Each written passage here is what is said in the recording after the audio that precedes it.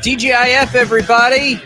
Welcome into Sports Daily. Jake Albracht, Tommy Castor, Jad Chambers producing for you. The IHOP hotline open today, 869-1240. Got some more giveaways for you throughout the show today. Also, an interview with Kansas State head football coach Chris Kleiman. Looking forward to that. We'll have that coming up for you in just a few minutes, probably our next segment here today as we get things going. TGIF, Tommy, were you a TGIF guy? After, Friday night TV was Family Matters and Full House. Step by Step. I was. Yep, yeah. 100%. Was Full House on TGIF? Did it make TGIF? Oh, yeah. Absolutely it did. Yeah, it was like Full House and Family Matters and Step by Step. Yeah, I was totally love Full House. It. I don't remember which of these specific shows that were all the exact same and amazing were paired where. Welcome in, everybody. We're getting ready for a big weekend of preseason football.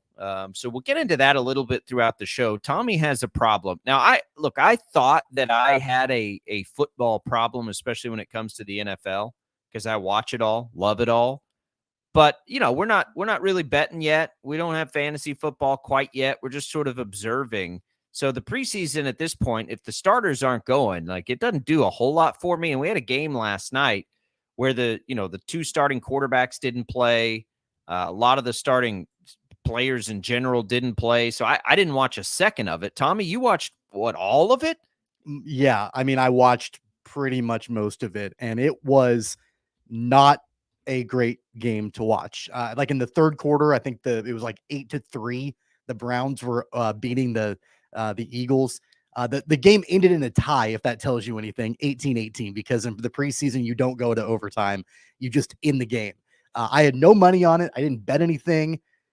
I don't know. I texted you. I'm like, do I have a problem if I'm watching an 8-3 game in the third quarter that's a preseason game that I have no money on? And you're like, yep, that you've got a problem. You do it. Now, listen, I'm going to be right there with you very soon. And Saturday for the Chiefs, I'll probably be right there with you. Why? Because they're playing their starters, according to Andy Reid yesterday, for the first half. Andy Reid plays his guys. I don't disagree with it. I'm fine with it. But if Hurts and Watson aren't playing an Eagles and Browns game, and this is why the NFL, by the way, protects the quarterbacks the way they do.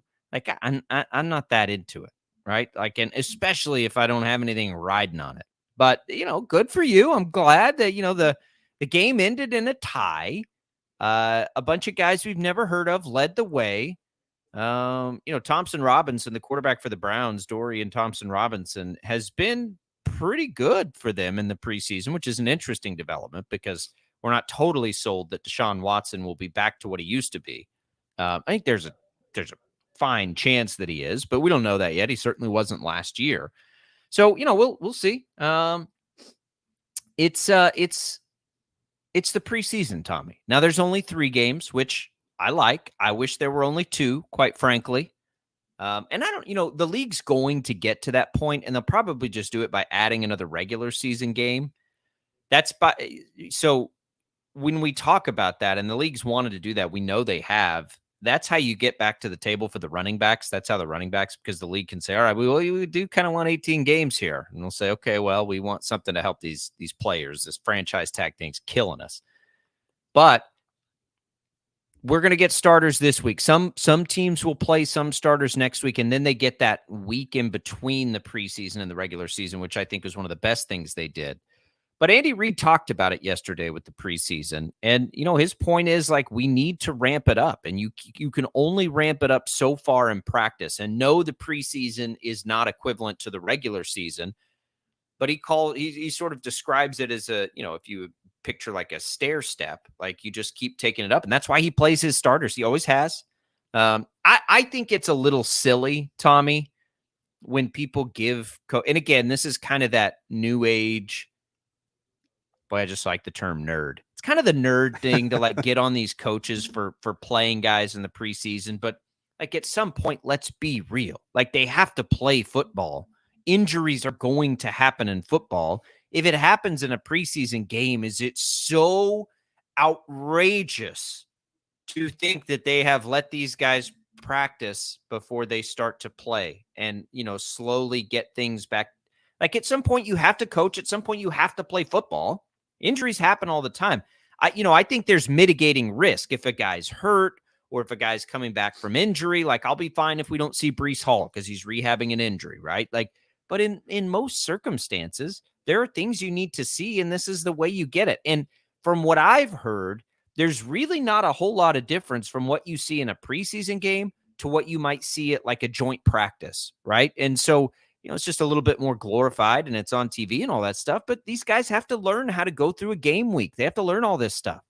Yeah, but they are, playing at game speed, which I do think ramps up the risk of injury. I'm much more okay with an injury happening in practice or in training camp or something, because a lot of times, like that's the practice is one thing, but when you're playing a game like against an opponent that could, and I think that, by all accounts, is really unnecessary.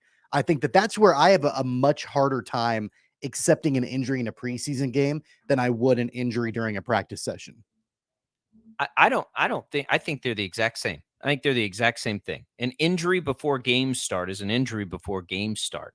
And I guess that's for me why I don't quite understand. Like if you're afraid of playing them in a game and you should be just as afraid of them practicing, because like, I mean, you had 2 Eagles players last night that were carted off the field that had neck injuries in the game. And you don't, maybe how many I'm guys wrong. Have been carted off from practice?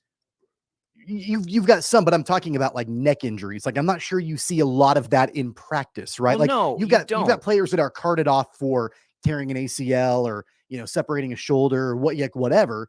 But man, like those head and neck injuries, like that happens at full game speed. And that happened during a preseason game last night that was basically utterly meaningless. The game ended in a tie, and you had 2 players from the Eagles carted off. Those players. I mean, both of those players are trying to make a roster, so it's not meaningless to them. And that's, I think it's not meaningless, or they wouldn't do it. Like preseason week 2 is not meaningless, or Andy Reid would not play his starters for the first half. Why does he do that? Because that's a part of his coaching strategy to work on things that they need to work on before week 1 of the regular season.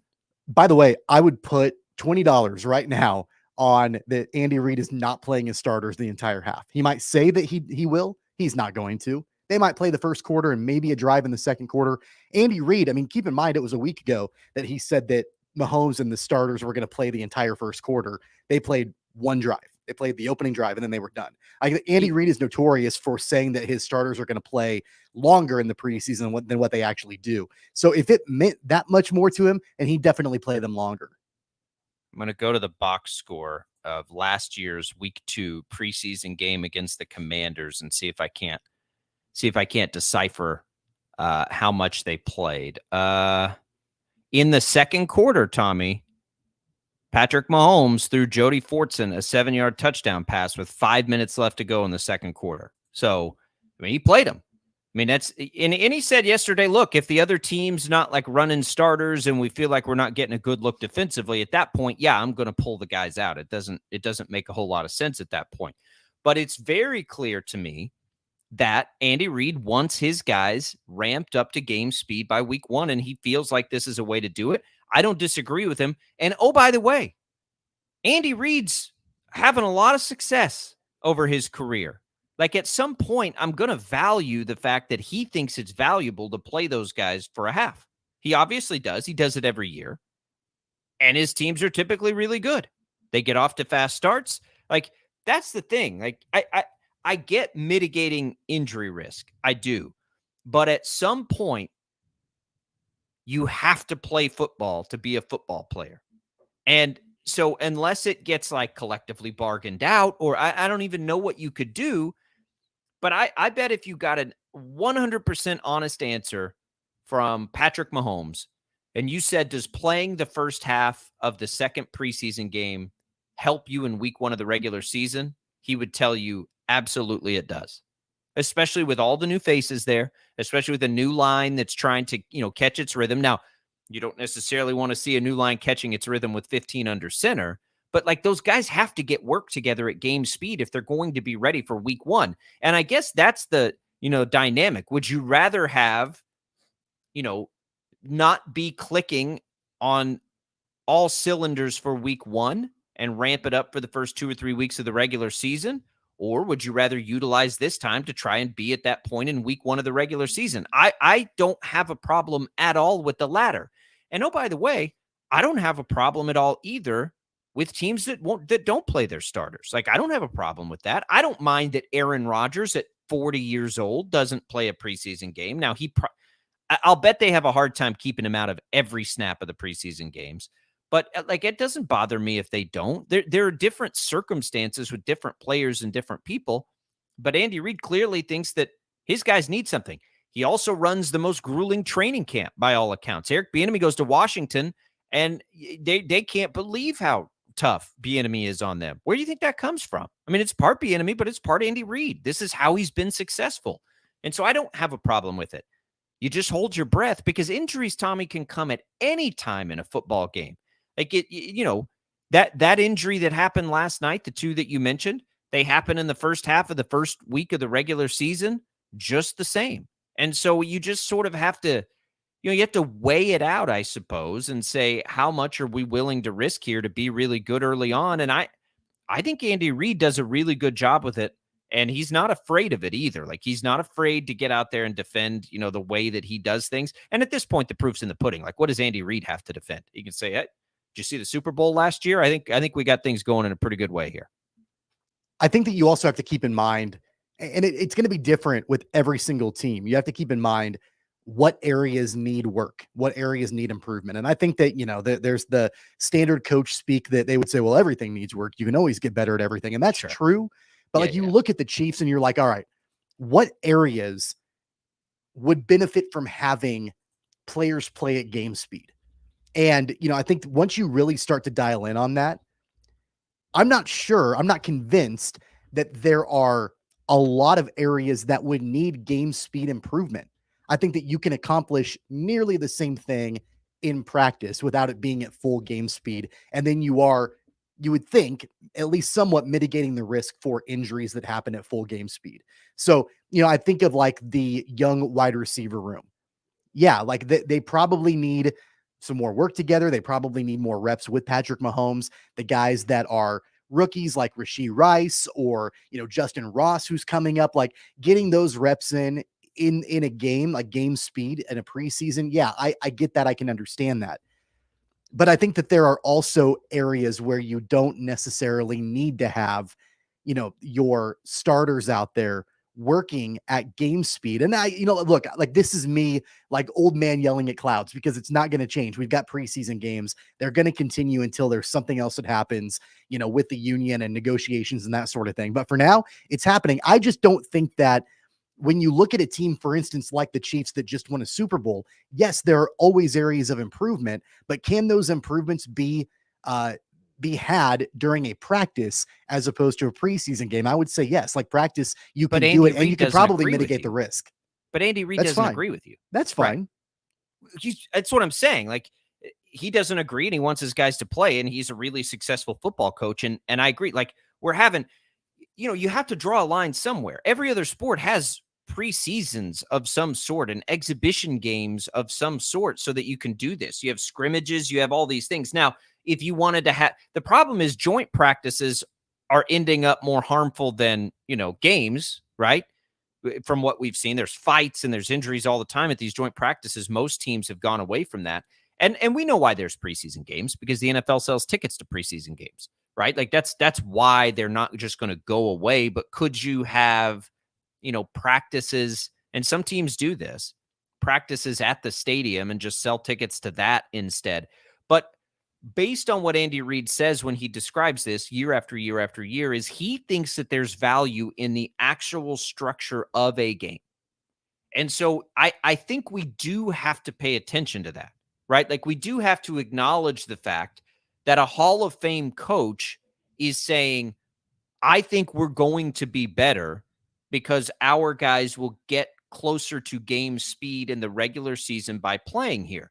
I think it's a strategy, but I think it's one that's just fine, right? Because it works. Now, and by the way, if something happens and somebody gets hurt, I'm not going to change my opinion on that, because they could get hurt at any point. Like, to me, it's like, if you get hurt in the preseason or you get hurt in week 4, you're playing football. Like, injury is just such a big part of it that I don't know how you can ever bubble wrap it. I mean, it's football. So we'll see. I mean, they'll play, and they'll but I'm not careful. sure.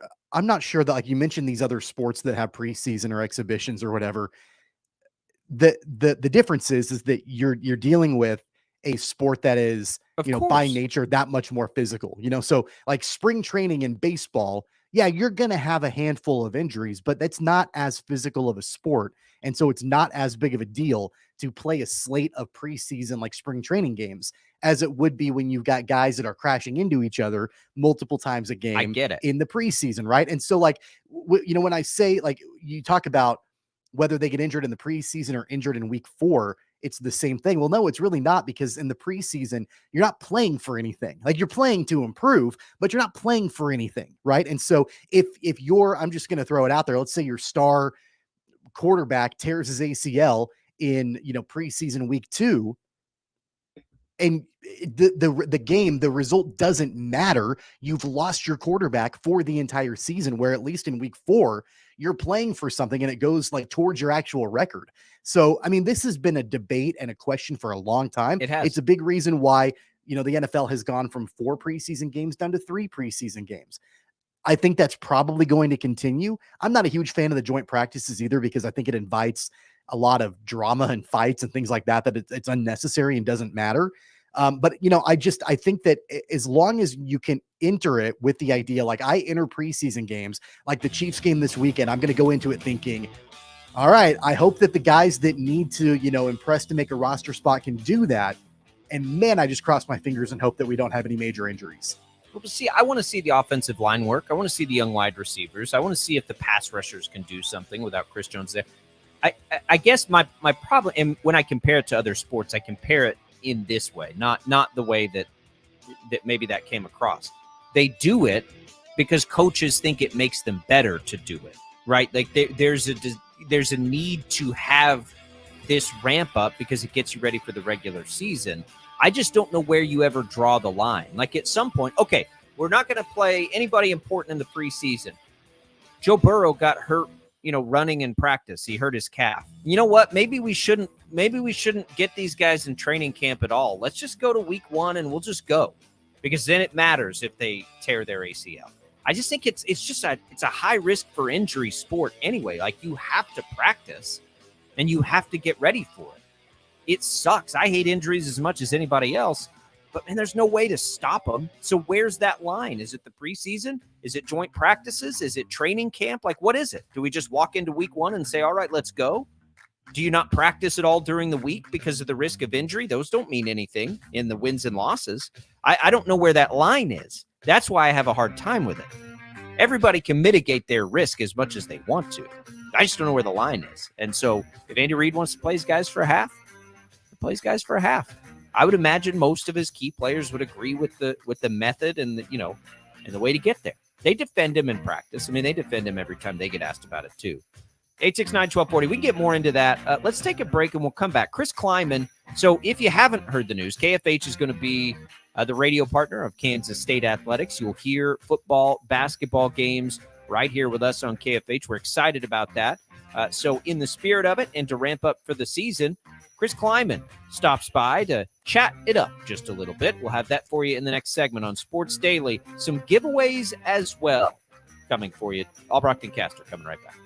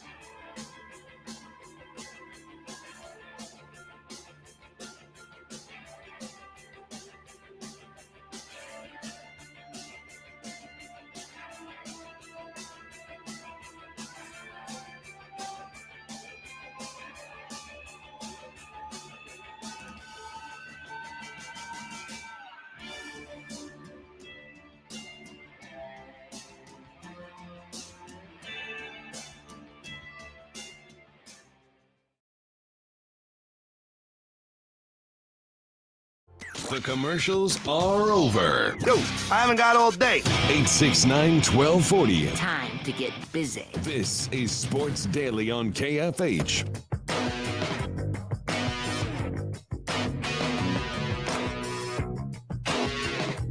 All right, welcome back, everybody. Sports Daily here. Chris Kleiman, going to join the program here. Had a chance to talk to Coach within the last 48 hours or so as they're getting through practice. And again, KFH going to be the radio partner now of K-State Athletics. You'll hear the games right here with us on KFH. So we had a chance to talk to Chris Kleiman. We're going to play that interview for you here, and then we'll come back after a break and react to it. Here's Chris Kleiman, K-State head football coach. Kansas State head coach Chris Kleiman joining us here on Sports Daily. Coach, thanks for taking a little time out with us here. I know you guys are busy up there in Manhattan this time of year. Yeah, it's great to be with you guys. We are busy. We are winding down our fall camp period, which is for us coaches, it's a great time. We get the 3 weeks where there's nothing else going on. There's no classes, not many kids on campus, and so it's a chance for us to spend a lot of time with the guys. You know, this is a year going in, Coach, that you guys have, high expectations. Certainly, everybody looking forward to this season. You return an offensive line, you return a quarterback. That's all very exciting. Any different feel for you on years where the expectations are pretty high for the program? No, really not at all. I guess internally our expectations are always really, really high, no matter what we have coming back. I know that, what we did last year and winning the Big 12 and the people coming back, I know that adds the excitement to the community, to the fan base. But, for our guys and for our coaches, it's just kind of business as usual and getting ready and always feeling like we have an opportunity to compete for championships. I mean, that's what we're striving to do every day here. And that's what the kids are doing as well. Yeah, it's interesting as we let, the spotlight's going to be on Will Howard. He's, on all the watch lists and all these things. I've said this for a little while that, Kansas State and you as a head coach are really starting to churn out quarterbacks. You go back to Carson Wentz, and then we've got Skylar Thompson had a rejuvenation in your time there. He's now in the NFL. Adrian Martinez is on a roster. And, Will Howard sits here, I think, with a real chance to play at that level too. How much pride do you take in the ability of your programs to get quarterbacks acclimated and ready for the next level? Well, if you play really good college football, you're going to have an opportunity at the next level. And we've been fortunate to be a part of some phenomenal names in Carson Wentz and Easton Stick and Trey Lance and Skylar Thompson and Adrian Martinez. And it's great to have Will mentioned in the same breath as those guys, because Will has earned the right. He's played exceptional football last year.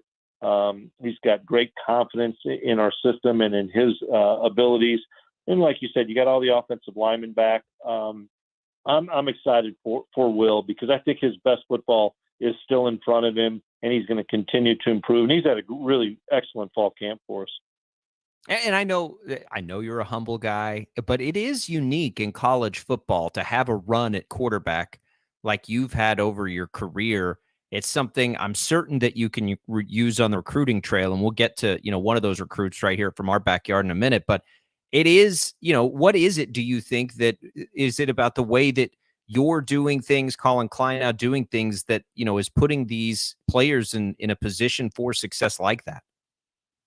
Well, we don't take it for granted. We know how fortunate we have been to be a part of some great quarterbacks. And it's typically when your quarterback's really good, you have a chance to be a very successful team. And we build our offense around our quarterback. Colin Klein's done a phenomenal job. I think he's one of the best in the business and a rising star as a quarterback's coach and as an offensive coordinator. And I let him do his work. And from a defensive perspective, I try to give my insight to those players. And I think it's probably a pretty good balance of what Colin does for them, as well as what I do on the defensive side. And the other thing is those players have to be engaged, and they have to want to learn it from both sides. And we've been fortunate because those quarterbacks that we mentioned and you mentioned have always had that mindset of I want to be the very best, and I've not arrived, and I've always got more to prove. And that's what you want, is that hunger, and we have that in that quarterback room. Head coach Chris Kleiman, Kansas State, joining us as the football season gets closer. So, you'll have Will Howard this year, and then one of the guys we're all excited about because we watched him play down in Mays, Avery Johnson. Are you seeing – we know the physical talents. Those jump off the screen at us, obviously. But are you seeing that same, drive to know it on both sides and do some of those things that you've seen out of some of these successful guys? Is Avery showing you that yet? Absolutely. He had a great benefit coming here in the spring to get ahead of the game plan and what we're doing and how we do things the college way. But Avery's special. And I'm excited for him, and I think he's excited to learn from Will on the field, off the field, in the classroom, film room, game planning, all that stuff. But make no mistake, he's made a huge impact in our program in a limited time. He's had a great fall camp. He's getting better and better every day. He's a sponge. He wants to learn it all, wants to know it all. And, I knew this when we recruited him.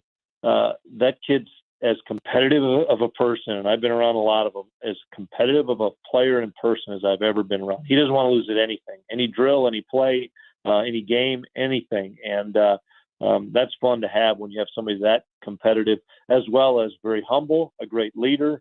And we're excited to watch his growth this first year. I know Coach Klein was asked about it this year, and people around here are obviously curious about, because Will Howard's there and Rubley's having a good camp, the chances of a red shirt. So explain it, though, now, because it's changed. You guys could, in theory, use Avery, right, up to 4 times, have that option on the table. But are you taking it with any expectation on any sort of red shirt or eligibility, or are you just taking it as we'll use him the way we need to use him to win games this year? Yeah, if he's going to help us win, we have to use him. And you're right. We've been in this situation an awful lot with Will Howard the last few years because of Skylar's injury and Adrian's injury, and Will still never has redshirted. And so you do get 4 games. And if you're fortunate enough to play in a bowl game or a championship game, you can add to that.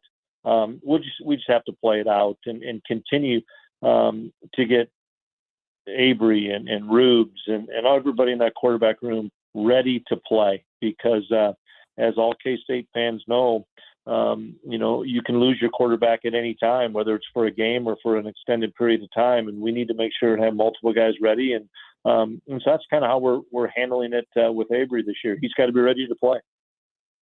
So I want to ask you about a couple other locals. We all focus on Avery, but, Toby's up there, Will Ancio, Wesley Fair, part of a really cool local class for us here. The collection, are they acclimating well up at camp? Boy, they really are. Toby's the older one of all those guys, and Toby's going to have an impact for us this year. He's a year older. He redshirted last year. He's going to help us a lot on special teams. He's going to be an impact for us on defense. To see him grow on the football field over the last year. He's always been a tremendous athlete. He's gotten stronger. He's gotten faster. So we're excited about Toby. Wesley was here for a semester, so he's a little bit ahead of some of the other freshmen as far as just his knowledge of our schemes and how we're doing things. We're really excited about Wesley. He's behind some older kids.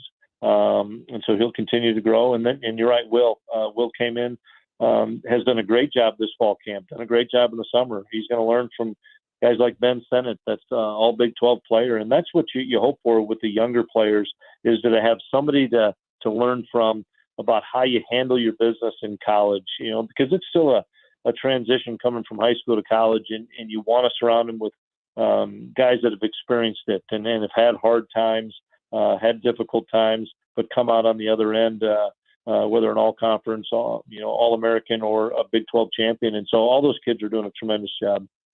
And those are just a handful of all the local talent. There's others from our area across the state of Kansas. That's always cool to see. This year's roster, Coach, pass catchers is something I wanted to ask you about. Chris Kleiman joining us here on Sports Daily. We know the offensive line's there. I would imagine you guys feel pretty good about the backfield and then Will Howard. But how about the pass catching group? How is that looking to you now? And do you feel dynamic there? Or is that going to be a little bit of a work in progress through the season? Well, we still have Phillip Brooks back, and Phillip's really Right. underrated. Phillip's been with us as long as I've been here and is going into his 6th year. He's got his COVID year, and so he's used that. And great experience, great punt returner, kick returner, and a mainstay in our offense. And then RJ Garcia, that people heard about a little bit last year, had a pretty big catch in the Big 12 championship game, has really taken that extra step to replace a Cade Warner or Malik Knowles. Those are two really good players, but RJ's been in the system a long time and done a tremendous job.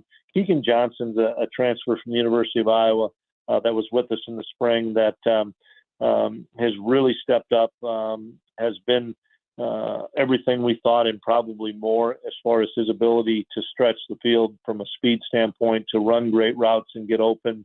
What we have to continue to develop is, 4, 5, 6, and 7. Ty Bowman from Kansas is one of those guys. Xavier Lloyd from KC.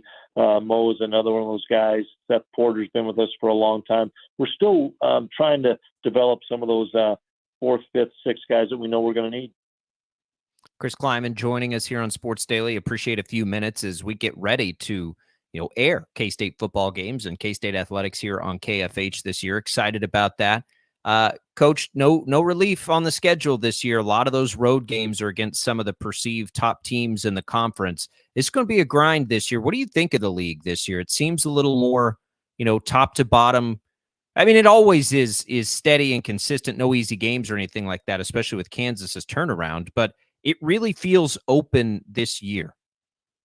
Yeah, without a doubt. I think it's open pretty much every year, but this year in particular with the 4 added schools, and we get to play Houston and UCF. We don't play Cincinnati and BYU, but great traditional programs. And the fact that this is the last year of OU in Texas makes it another interesting scenario there. But we don't play West Virginia and we don't play OU, and we seem to play those guys all the time. So you lose a couple of those rivalry games, but it's going to play out really interesting because there's a number of teams that can catch lightning in a bottle and have great play, stay injury free, and make a run at this. I don't know if when we started this last year, if anybody thought that it was going to be TCU and K-State in the Big 12 championship, and sure enough, it was. And so you can't really look at what all the prognosticators say. You still got to go out and execute it on the field. And this league, top to bottom, is really, really good this year.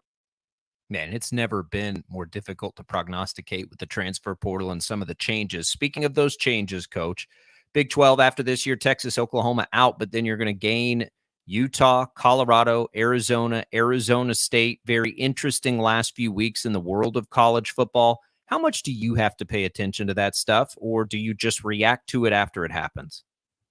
Well, this year I kind of reacted to it because we were in the middle of fall camp when it all happened, so I didn't really get much of a chance to pay attention to it. But the landscape of college athletics is ever changing, and I feel very fortunate that Commissioner Yormark has done a tremendous job of creating stability and creating great depth in our league. You add those schools, it's going to be a while before we know what our schedule is going to be for the near future, because I don't know how we'll put all those together. You obviously can't play everybody. Are they going to do pods? How are they going to do it? So it's intriguing, and I'm excited about the strength of our league, top to bottom, losing 2 schools but gaining the ones that we're going to gain. I think makes it tremendous. Have tremendous depth in our conference, and I'll let the commish handle all that stuff, and we'll just focus on the task at hand, which is 2023, and seeing how good we can play. Yeah, I hear you on that. I mean, it's wild. I want to ask you about the state of Kansas here down the road. The rivals, KU just unrolled some plans for a new stadium. When you see stuff like that as, the rival, the direct competitor, but somebody who lives in this state, raises a family in this state, has kids that I'm sure you're fond of that may be in school there. Is that a good thing for the state of Kansas? Do you like to see that as the rival school, their, growth over the last 18 months or so? Well, I'm a people person, and Lance Leipold's a good friend of mine, so I'm excited for Lance. And we have a great rivalry with KU, and everybody wants to win that football game. But good things happen to good people, and Lance Leipold's one of the best in the business. That's awesome to hear. Coach, you've got SEMO, Troy, and then a fun one at Missouri. We look forward to hearing all of those games here with us on KFH. Take care of the locals for us. Don't work them too hard, and we're looking forward to the season. Appreciate you being on with us here on Sports Daily. I appreciate you having me. Excited you guys are with us. There goes Chris Kleiman, head football coach of K-State. We'll come back on Sports Daily. We'll react to the interview. Don't go away. We'll be right back.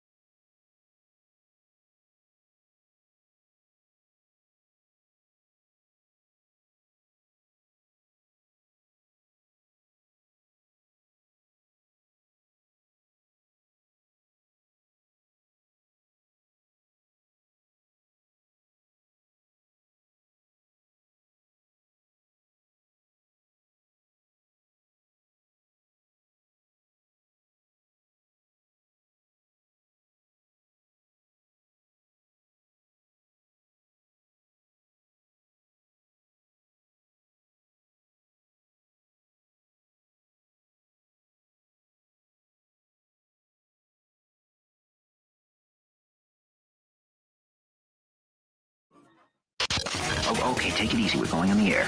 This is Sports Daily on KFH.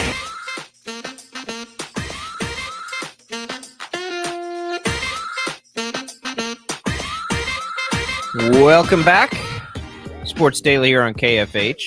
Boy, I had not heard that number that Ted just mentioned in that update there. 52% attendance up for the Wind Surge. Nice job there. Speaking of the Wind Surge, let's give away some Wind Surge vouchers. You've got two homestands left. You've got this current one, which you can get tickets for tonight, Saturday, or Sunday. And then there's one more. Or sorry, let me go back a step. You can get one for this weekend's, yeah. And then there's a series that starts on the 29th and one more after that starts on September 12th. So 3 more homestands, basically, to get an opportunity to go to those games. You can get some vouchers right now on us, a 4-pack. Jad will get us a winner. First caller here, 869-1240. 3 more homestands to go attend a Wind Surge game. So good luck to everybody. Jad will get us a winner. Chris Kleiman there, Tommy. Lots of interesting stuff. I thought his stuff on Adrian Martinez, what tells me that Adrian's going to be a part of what they do, right? Like, I think he's going to see the field as a true freshman. You mean Avery Johnson? Yeah, Avery Johnson. What did I say? Adrian Martinez. That's okay. Did I really say Adrian Martinez? Yeah, that's all right. Wow. Yeah, Avery Johnson. The Adrian Martinez part was the other part I wanted to talk about, the quarterback part. And you know he's going to answer that humbly, but the list is so long. We mentioned some. He threw in Trey Lance and a couple other names. Like, I'm telling you, it is going to be a thing for Kansas State. And look, he may not talk about it with us, but he does on the recruiting trail. That came up in conversations with Avery Johnson, like his quarterbacks, and he's a defensive coach. That's what's crazy about it, Tommy. Like, he's a defensive coach, and his quarterbacks always do this. And there's something about the process there that is working for these quarterbacks. And I think it's really cool to see. And if nothing else happened, like in the changing landscape for K-State, if they can always have a good quarterback, you got a chance to win. And Kleiman said that, right? Like, if it's just no different than the NFL. Usually, if you've got a great quarterback, you got a great chance to win games. And so that part of it's really interesting. He seemed relatively confident in that wide receiver room, which I think for me is maybe the biggest question. I think there are questions all over the defense. I don't even really know how to ask the question though there, Tom. You know what I mean? Like, guys are going to, graduate onto the NFL, but that's kind of their thing. So maybe we just make the assumption they're going to be able to replace and be good. But the wide receiver room to me is the thing that's easy to understand. Are they going to have enough there? And it sounds like they feel pretty good about it. Yeah, I feel like with Kansas State, you get kind of used to certain position groups graduating onto the NFL. Like, that's kind of their bread and butter, at least it has been historically with that program. So you kind of get used to whether it's the offensive line, maybe a couple of members of the defense. You kind of get used to that. What you're not, at least in my opinion, what you're not always used to is graduating some of the skill positions onto the NFL and how you replace those guys, like a Deuce Vaughn, for example. Of course, Adrian Martinez gave up the starting quarterback role midway through the season last year, but he's off to the NFL. Will Howard, it looks like, if he can continue to develop, he'll be the next one to do that. So this is a different era of Kansas State football where you don't just look at a couple of positions that that the Wildcats develop well, and those are going to be the ones that end up being projected to the next level. It's a lot of different positions, including at the quarterback position. So that makes it that much more exciting to watch, especially when you've got a team that, they're the defending Big 12 champions, and what they can do to try to repeat this season. I really do like their chances.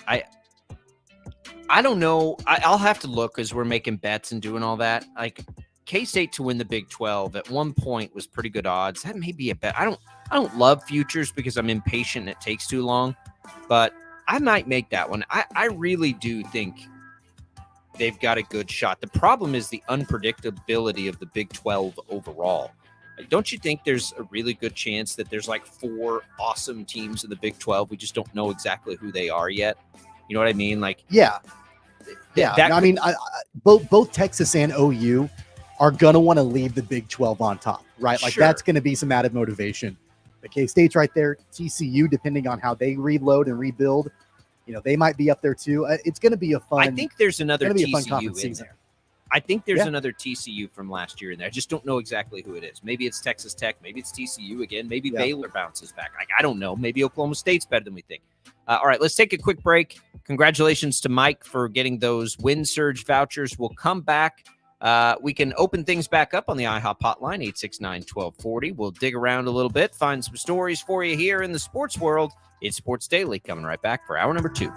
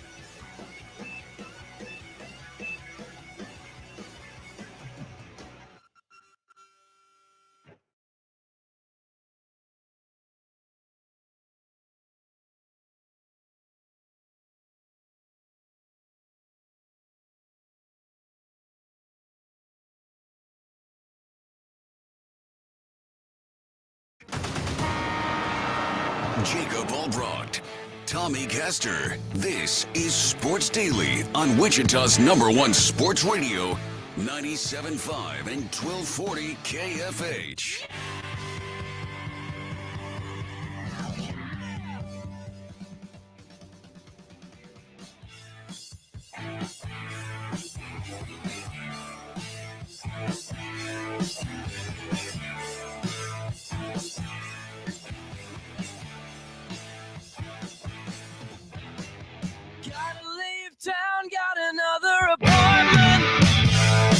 Hour number 2 is here. It is Sports Daily. It is a Friday. Glad to be with you. Jacob Albracht, Tommy Castor. Getting you ready for the weekend of preseason week 2. The Chiefs, by the way, we anticipate will play the starters as much as any team plays starters this weekend in the game against the Cardinals. So you'll get ready for that. You'll hear coverage beginning at 6 o'clock over on KNSS of the Chiefs preseason game with the Cardinals. So we'll certainly dissect that next week. It is, Tommy, the time of the baseball season for the Royals where you're hopeful, but you're still frustrated. And Rob Manfred's in town, pitching this new stadium, basically, that he thinks that, Kansas City's got to have, right, in order to be competitive, which is the dumbest thing I've ever heard. Sam McDowell put out a great story that summates it well for the KC Star. He's columnist there now, covering the Royals a lot. And it's just so frustrating to hear this nonsense. And it's like a fear job. Like you're so afraid of not being competitive because nobody wants to lose a baseball team, right? You don't want to do that, but you've got this commissioner trying to further this, just absolutely nonsensical, thing that you have to have a new stadium if you want to be competitive in baseball. And Sam draws a nice comparison in his article. Could you imagine if Goodell rolled into Kansas City and said, "Hey, Chiefs fans, you gotta get a new stadium if you want to be competitive"? What? No, that's stupid. Or in the NBA, rolling up to who plays in an old NBA arena? Geez, I don't know a great example, but you know what I mean. Let's pretend like the Knicks were good, right? And you roll up and say, "Got to get out in Madison Square Garden if you guys want to be competitive." It's just dumb. And there are lots of reasons to build new stadiums, right? There are lots of reasons for cities to be interested in that. There are certainly lots of reasons for teams to be interested in that. It's going to make them a lot of money. Okay, great, pay for it, right? I don't get to start a business that everybody else pays for. That, when major manufacturers come in or job drivers, cities and states and counties pitch in a lot of, I get how the game works. I'm a business owner now. I understand it, but don't feed us this nonsense of a new stadium's going to solve the Royals' economic problems. It's not. The reality is they're going to be able to spend if they're good because they'll draw fans. Guess what? They were selling out Kauffman when they were good. Wouldn't have mattered where they were playing. Okay, so don't try and pitch to the public that that's the reason Kansas City needs a new baseball stadium, because it's not. Kansas City, the Royals need a new baseball stadium so they can make more money, and Major League Baseball can make more money and increase its footprint and exposure and all this. It has nothing to do with them winning games. They'd win games in Kauffman or they'd win games wherever it is that they're going to play next if they field a good team. They haven't done that, and baseball doesn't make it competitive for small market teams to be able to do that. Why do we see the Royals consistently struggle? Yes, they have been really bad at developing players, as we'll get to in a little bit, Tommy, as there's a new top 50 prospect list out by ESPN. To nobody's surprise, there are no Royals mentioned on there, even in the honorable mention section, which is, God, that's a problem. But we'll get to that. The reality is a new stadium doesn't matter for competition. What matters for competition is that the Royals have the same amount of money to spend on players as everybody else does, ergo a salary cap, or at least revenue sharing that allows them to try to get anywhere close to the top. And I do struggle with this because it doesn't, I don't have a problem so much with teams that can spending so much as them being able to spend so much more than everybody else. And a salary cap is if we if we get a salary cap in baseball, Tommy, someday, it will be so contentious. Like we may lose a baseball season or more because there'll be a strike. Because why would the top end players ever agree to that? Why? I mean, I'm far more interested in an uneven revenue sharing split and a salary floor. Like if I'm Manfred, and I don't know how you do this, I don't know how you go to the big market teams and say, "Sorry guys," it's kind of like taxes, right? Like we try to, you hear people all the time like, tax people that make more money more, and it becomes this big economic discussion, and gets obviously into politics and all that, and like, well, why should the Mets have to pay more just because they're more successful? And again, like, I don't know the right answer there, but if you wanted to solve baseball's problems and avoid a strike, that's how you do it to me. You make an uneven, almost revenue sharing model. And then, but as a part of that and as a stipulation to that, you have to have a salary floor. So let's say the salary floor is league average, right? So what is that now? About 100 million probably. So you got 100 million in payroll. You got to hit it. Like if you're going to be a Major League Baseball team, you have to spend 100 million on payroll. Period. End of story. Right? Okay. We're going to get you a model that gives you more revenue sharing money to try and hit it. But the reality is you have to spend it well, or you may not like make a whole bunch of money. Oakland A's, like you've got to spend this much money. So now what are teams doing? They're spending more aggressively in free agency. They know we have to be a better team. We have to put a better product on the field to draw fans in. Got to fix the TV deals, all this stuff. But all of that doesn't matter if you've got, and this is where I think baseball's problem, and Sam didn't really get into this. Baseball's problem is as much as the bottom end as it is the top, right? It's as much of a problem that so many teams don't spend any money as it is that teams at the top spend so much money. And that's why comparing it to like a tax situation, I think it's more complicated than just saying, and they try the luxury tax and all that stuff. I get it. But I think unless you can raise the floor up, Tommy, there's no easy way to do this because you're going to get a strike because players will never agree to a salary cap. They get fully guaranteed deals and there's no salary cap, which is why Shohei Ohtani is going to make $700 million or whatever it is this offseason. Well, and that's one of the reasons why in Major League Baseball, contracts are so much different than when you're looking at contracts in the NFL. You've got so many NFL contracts that are not fully guaranteed and that, it's performance based and incentives and all of that. It's different in Major League Baseball.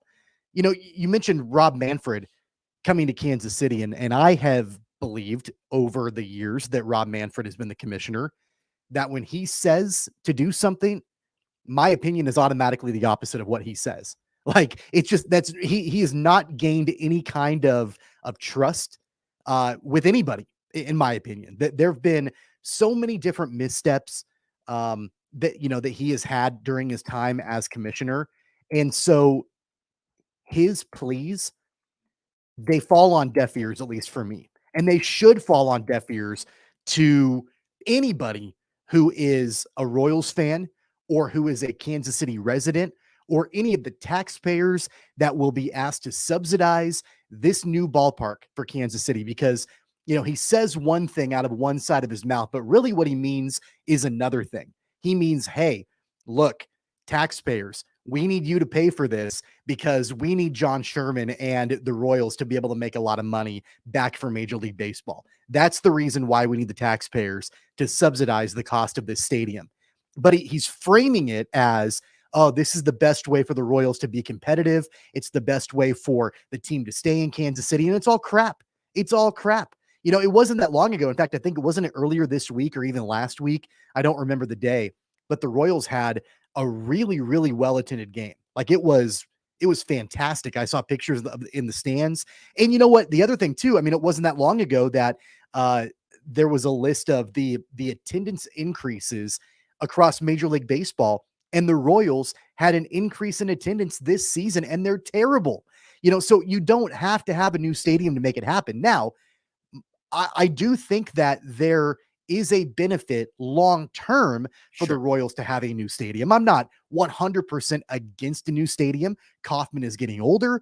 I understand the need to upgrade, all of that stuff. But if it's such a pressing need right now, then Royals ownership, you pay for it.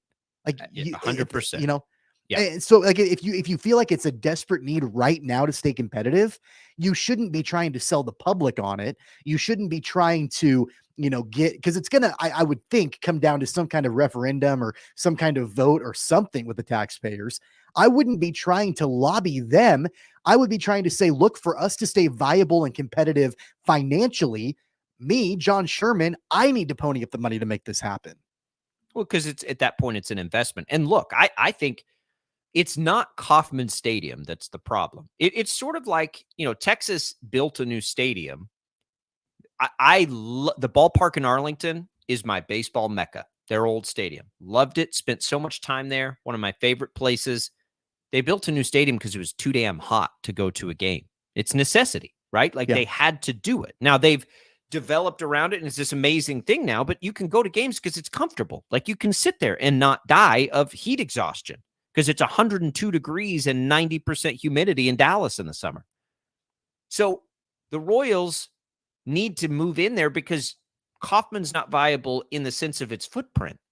It's not like Arrowhead is because they play there once a week and it's like this whole event.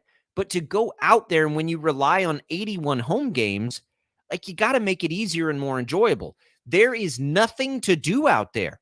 When I first moved here and immediately jumped into the Royals in their crazy runs, I'd go up there and cover them and we're staying overnight. And I'm like, man, I just want to go get some food. Like where do I go right now? Or a beer? Like there's nothing out there. That's the problem they have. But that's John Sherman's problem. That's not Kansas City's problem. Right. And so Rob Manfred comes in and is trying to get on this PR tour of like, you got to build this new stadium if you want to stay competitive, when it has nothing to do with that. It really doesn't. Like, will it help them?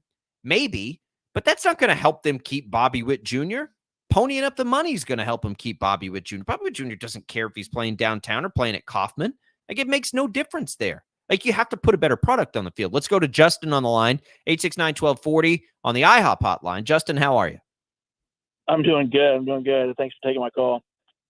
I'm going to try to respond to some of what you guys said. I think you made a lot of good points about the Royals, and I'm not a Royals fan per se. I'm not a baseball fan. I'm a Chiefs fan. But it seems to me that when the Chiefs have any kind of struggles, even when they're doing well, they're highly criticized, even just to the littlest points. But when the Royals are so bad, and they are just epically bad at this point, the Royals fan base and the Royals media, the local media, doesn't seem to really criticize them too much. It's more sort of an intellectual, analytic, this player, that player, can we afford to keep this one, or, what's the payroll here, that, it just seems like the fans and the media just kind of take it with the Royals, but they don't with the Chiefs. And I'm curious as to you guys' opinion as to why. I mean, maybe it's just sort of loss of hope, but somebody, needs to light a fire into this, the organization, and the fans need to start boycotting or something. I don't know. Well, interesting point, Justin. I don't totally agree with you. I think you may have some shaded glasses because you are a fan of the Chiefs and you perceive it that way a little more. I do think you haven't listened to our show and not heard criticism of the Royals, and we carry the Royals games. Like we don't do that lightly. We don't want to do that here. Like, this is the flagship station of the Royals. And if you look at, the media around there, I think the biggest problem is the Royals are at such an accepted disadvantage because they're a small market team. The Chiefs don't have that same disadvantage, and no NFL team does. I do think people generally understand in baseball, it's harder for the Royals to be successful based on the way the system is set up than it is for the Chiefs to be successful. Does that make any sense?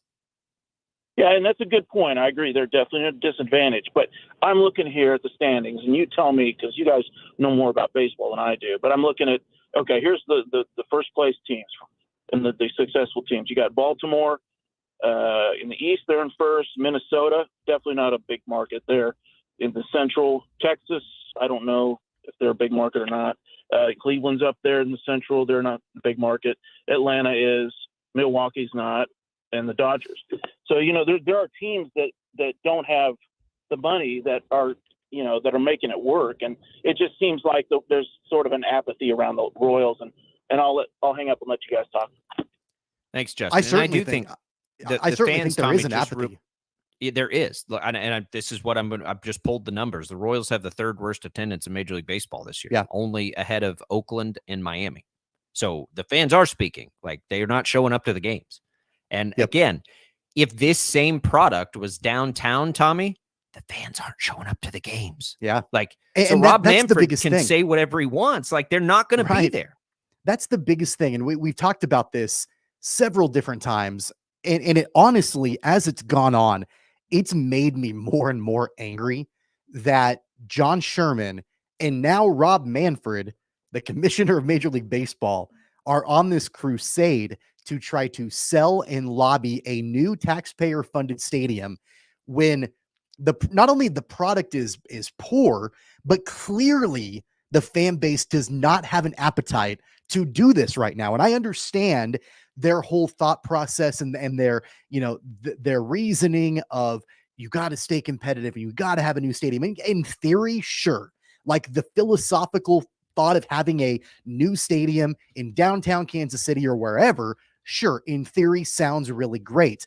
But right now, the fan base, the city, that area, that metro area, I don't think there's an appetite to do that right now. I mean, if they've got the third worst attendance in Major League Baseball outside of Miami and Oakland, it's not because of Kauffman Stadium that people are not showing up to the games. It's really not. There might be, some of them that say, man, it sure would be great. Like you just mentioned, Jacob, about sure would be great to go get dinner, after the game or go grab a beer or whatever. We can't really do that, but that's not the reason why people are not coming to Kauffman. They're not coming to Kauffman because the team has been terrible this year. Now, I do want to give credit where credit is due. We've talked about it over the last couple of weeks. They've played more exciting baseball since the trade deadline, which I think has started to, maybe move like the wheels down the road a little bit, as far as hopefully a glimmer of change and hope around the franchise. But by and large, it falls on deaf ears to me when you've got the owner of the team and the commissioner of baseball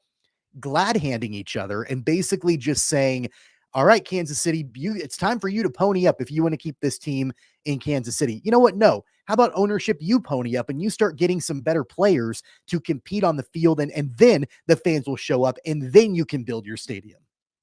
I'm more annoyed by Rob Manfred than I am John Sherman. John Sherman's still dealing to some degree with an inherited mess.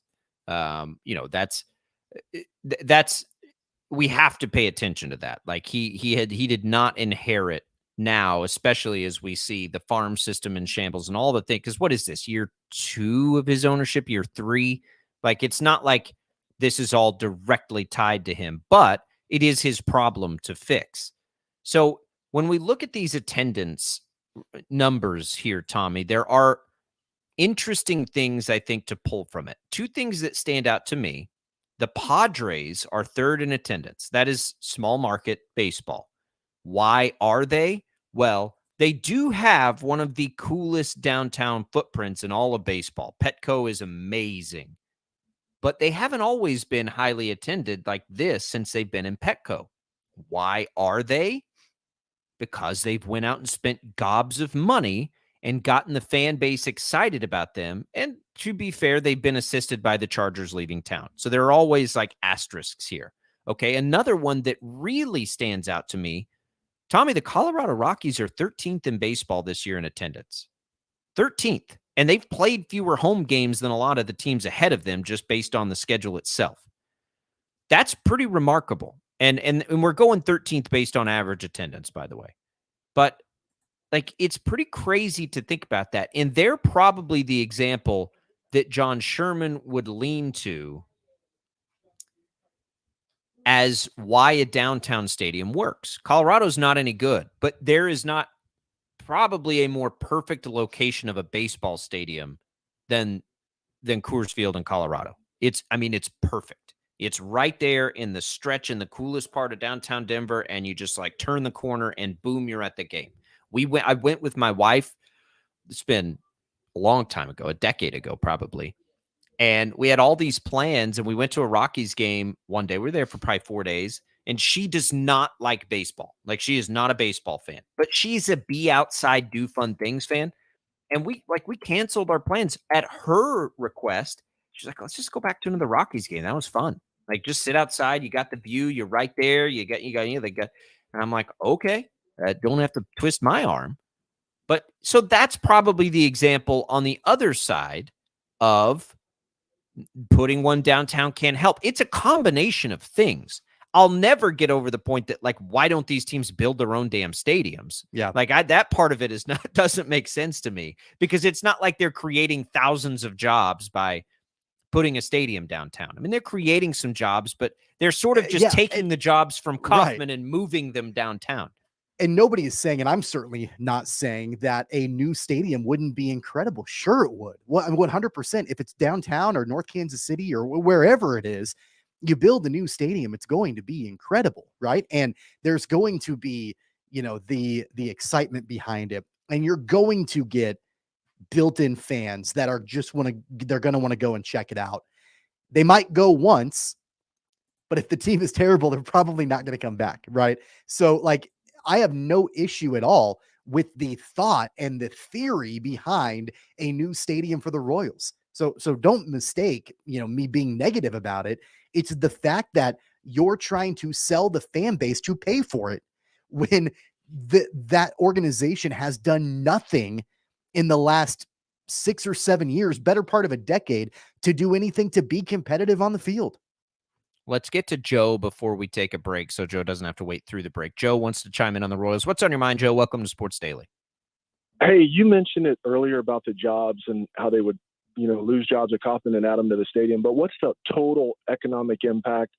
How many more meals are sold? How much more beer is sold downtown? How many more rooms are stayed in?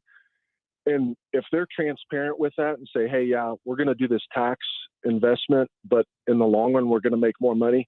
And then to your point on success on the field, the poster child would be the Netflix show on Johnny Manziel. And when he was successful on the field, the increased donations to A&M. So what's the Kansas City Royals going to do to get a greater return on investment as well? Both sides, the economic impact and the play on the field. How can they, make that totally transparent? Maybe we'd be more willing to pony up the taxpayers' dollars. Bobby Witt Jr. is the Royals' Johnny Manziel. That's a good comparison. I don't think it's a coincidence that you're seeing a little attendance spike as he's taking off. He's that kind of player. So that I think, and it's a good point, is that part of it. You got to lock him up.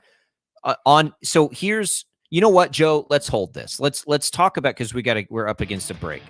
The tax part of it with the stadium, to me, there's an easier and simpler part of the equation on things like this. We'll get to that. 869-1240. We'll come back. We'll continue the Royals conversation as the commissioner's been in town when we return on Sports Daily.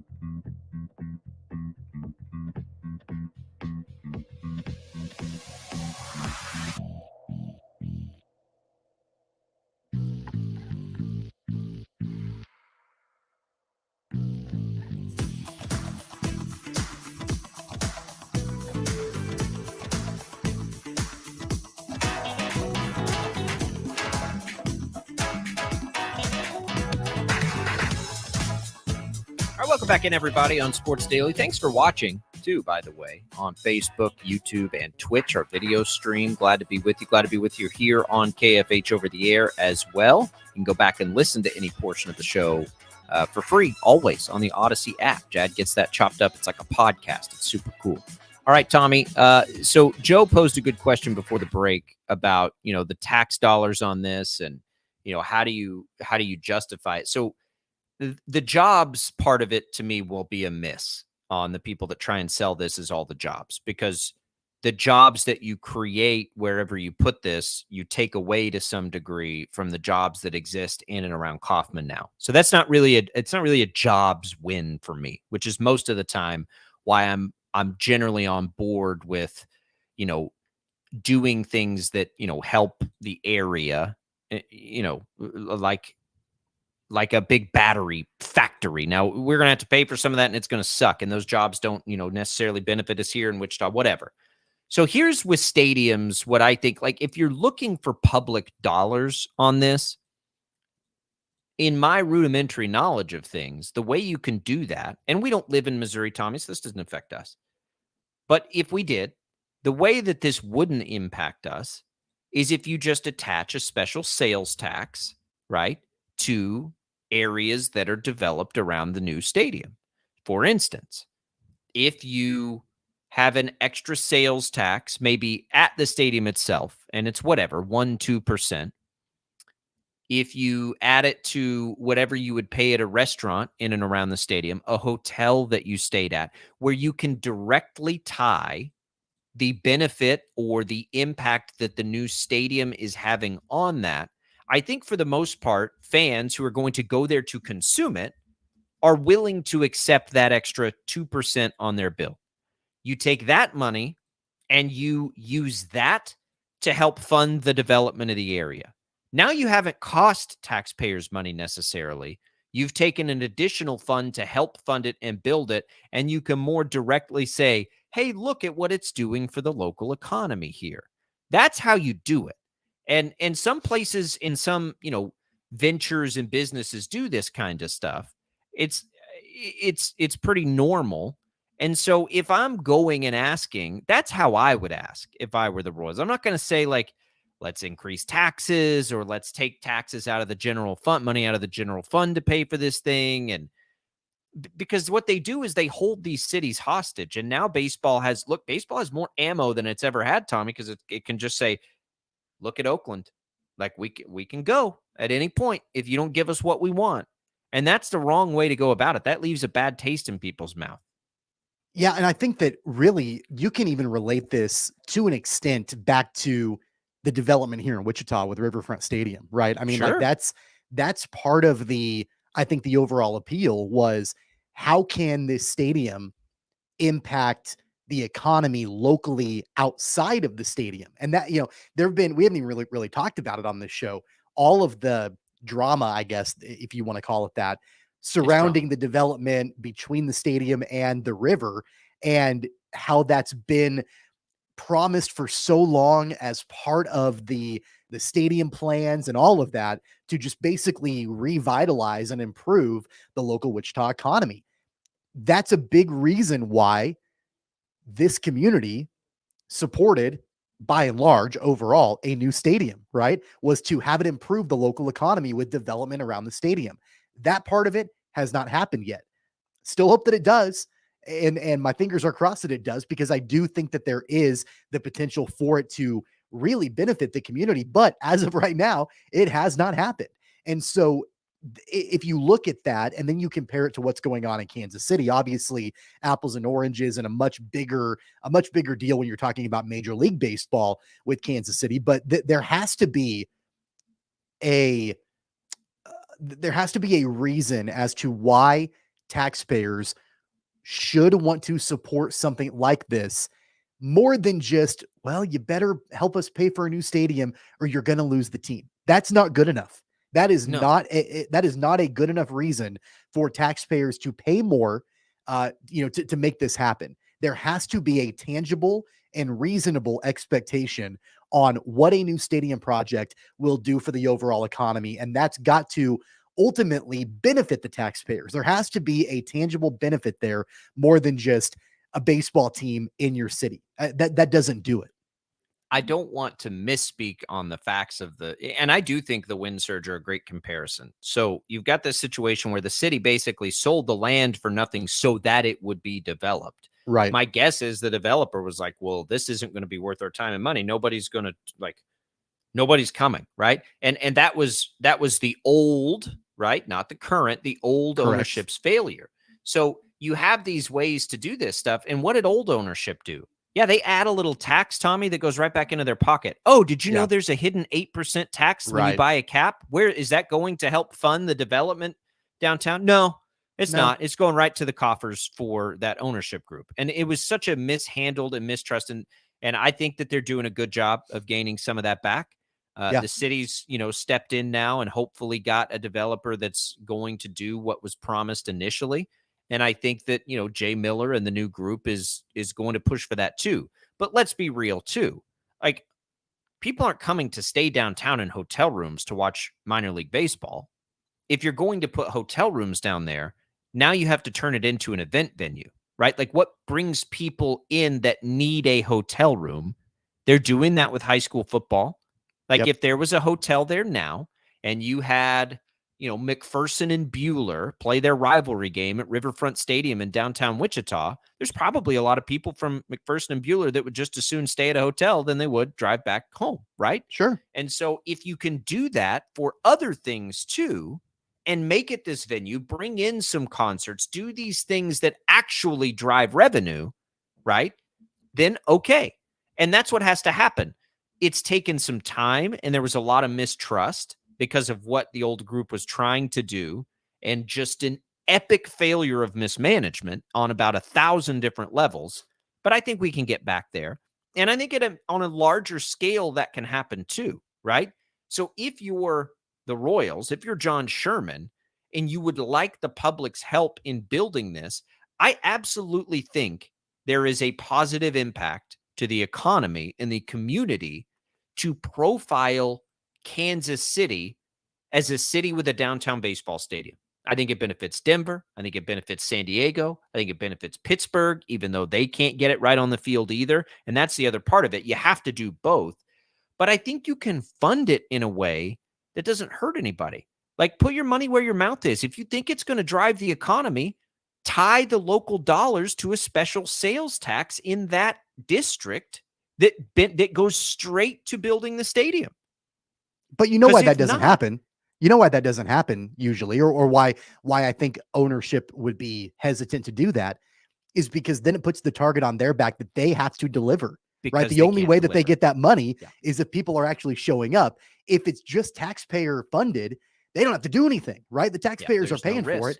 There's no risk on their part. If they put in a special sales tax, then they have to deliver a product that gets people excited about going down there, and it kind of holds their feet to the fire. And that's why that's probably not the preferred method from ownership, to make that sort of thing happen. I'm from Wichita. I've been here my entire life. And I can't tell you the number of times that I have heard, and this community has heard, development along the river, right? Like that's been a major, major conversation point for decades about developing this city around the Arkansas River. And so many times the conversations have started and then the conversations have ended. And then there's been a brand new grand plan, and then it goes quiet for a while. Riverfront Stadium absolutely 100% can be and should be the center point and focal point of river development in downtown Wichita. It absolutely should be. And I think it can be. And I think that I'm with you. I think that you can still get there. There were a lot of missteps along the way, probably a lot of broken promises and some mistrust and all of that along the way. But I do think that the leadership is in place now, to make that happen and to try to rebuild that trust. The same thing can happen in Kansas City. But what I don't want to see happen is I don't want to see all of these promises being made by John Sherman, by Rob Manfred, about what a new stadium can do for the Kansas City area, and then expect the taxpayers to foot the bill, and then that never really comes to fruition. Because at that point, then you've got a major, massive disaster on your hands. Rob Manfred, you got to understand Rob Manfred's motivations, which I think are very different than John Sherman's. Rob Manfred's motivation is to get a new stadium and enhance his product. Like, he doesn't care about the taxpayer. It's not his job. And by all accounts, he's pretty cutthroat in that world, right, as a commissioner. And so, like, he doesn't care. He just wants the stadium built. He just wants a new fancy stadium to put his product in. But John Sherman probably does care, right? And it impacts him more directly. And so it's hard because you've got this thing that you think is going to be great and benefit the community. I struggle sometimes, Tommy, in the business world because I'm more of a deliver on what I've come up in an industry that's like wired me to be very much, you better deliver on what you promise. And it turns me into, when I'm dealing with things with our business where that doesn't happen, and it doesn't happen all the time, where I probably turn into this jerk, and maybe that's an unreasonable expectation. Like, we're paying for this. It's not doing what it needs to do. Like, that's a big problem for me. In this world, like, you have daily deadlines. If you don't deliver, like, it's very tangible. So when you get like these massive projects out there, right? And it's like, okay, we're going to do this because it's going to drive this much to the local economy. What do I think? Immediately, what's the first thing that pops into my head? Prove it. Prove it. How can you guess that? Like, how can you say that? You what are you looking at that you say it's going to drive XYZ amount of dollars? Prove it. Show me how that happens. Okay. Most of the time, I think it probably doesn't happen, Tommy. Like, that's how people sell people on doing this stuff. Yeah. But most of the time, it doesn't deliver on that. Come on. I'll give you an example of when it does work. The NCAA tournament coming to Wichita. Okay. We're sold on that. It's going to be this big, great thing. And it has all these benefits, and, you got to get involved in the process. I don't know. I mean, that had to have delivered because it was wildly successful. Yep. To the local economy, right? All these people out of town coming in, doing all this stuff. I get it.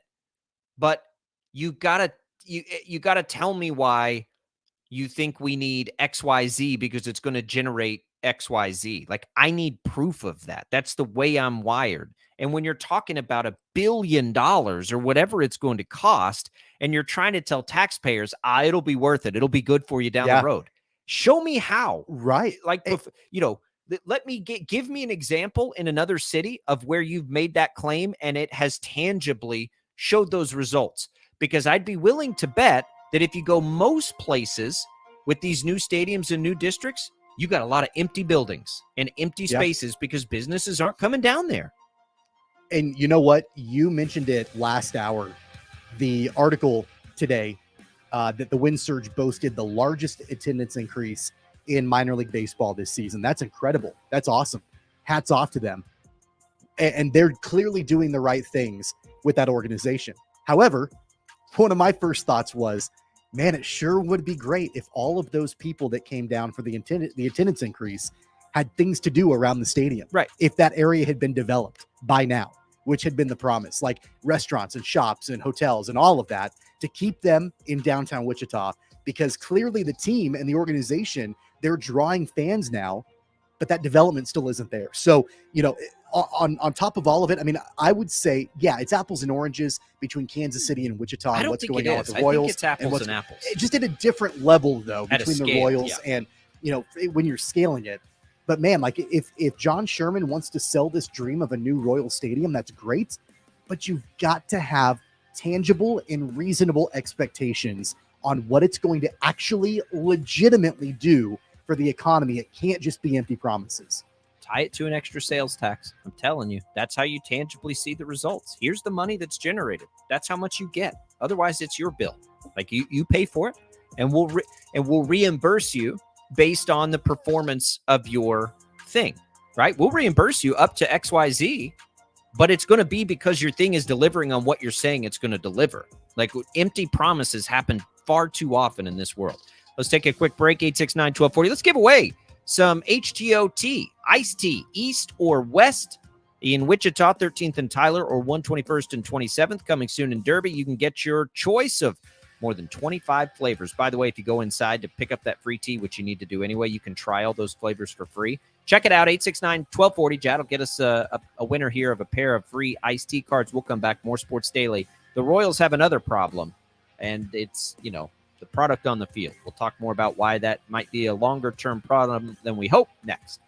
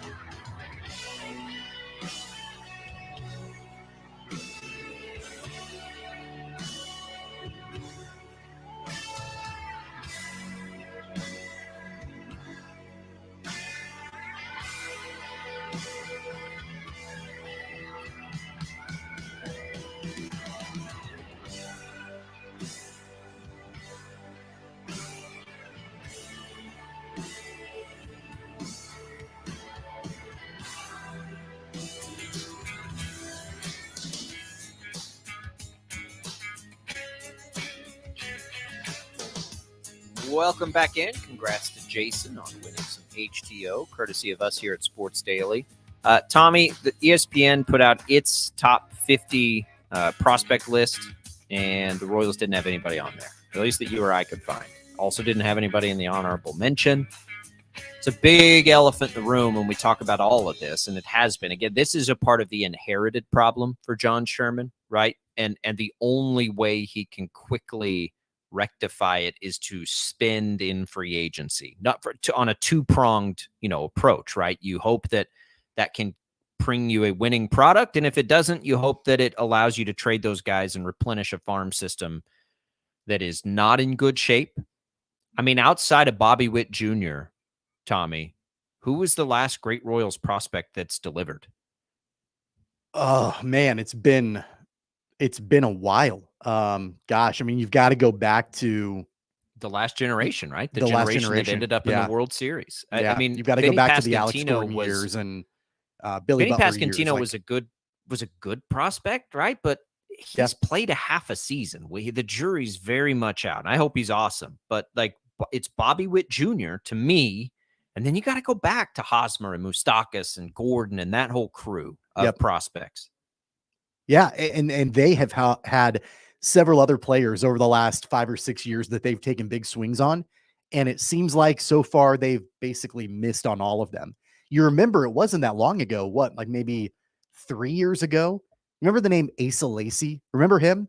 Like he was supposed to be the next big ace for the Royals rotation. And I think he's still languishing in the minors somewhere. I don't exactly even know where he's at in the minors right now. I don't know what level he's at.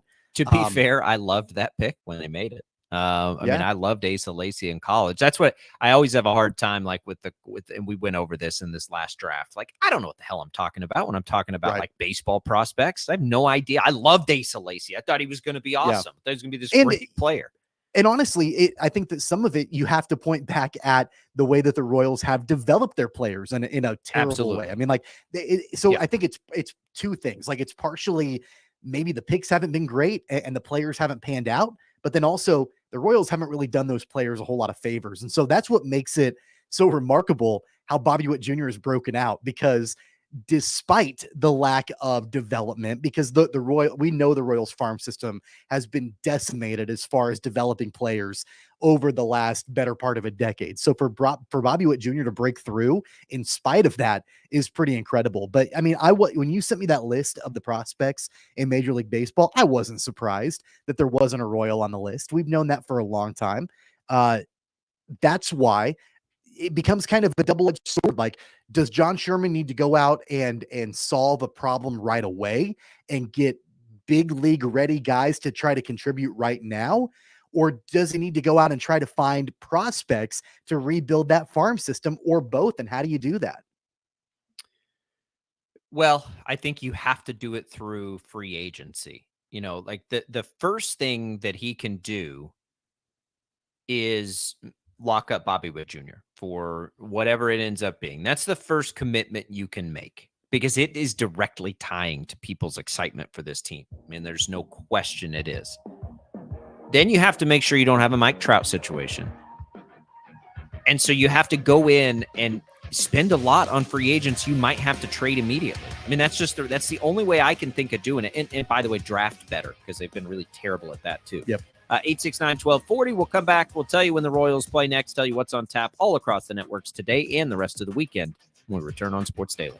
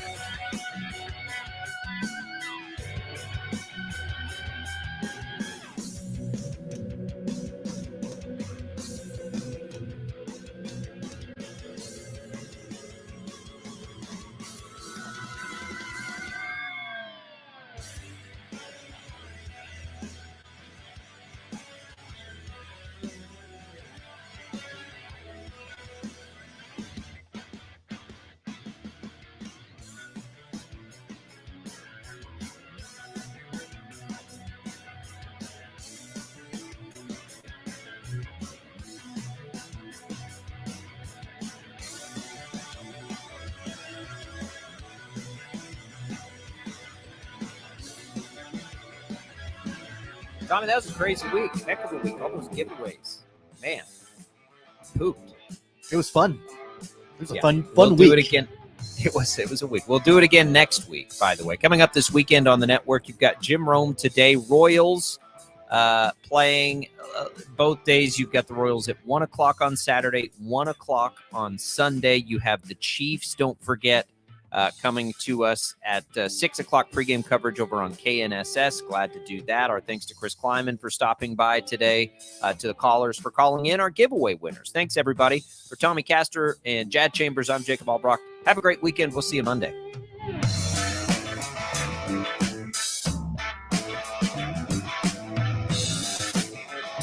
Sports, later news, and